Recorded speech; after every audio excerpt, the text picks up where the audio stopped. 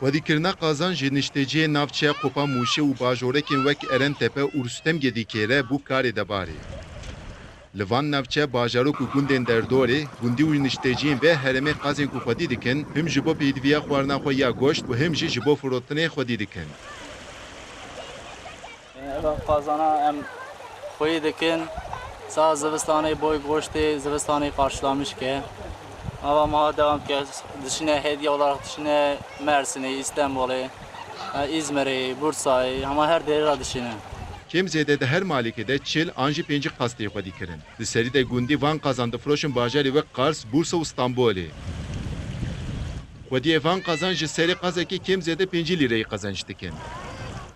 Eva qazê hanêna barê herekî 20-25 hinekî wan sî hev cûcikî derdixin. Evna cûcikê wan 5-6 meha mezin dibin payîzê em vana heba wana 5 milyonê da xelkî qersê tenê em dine wan.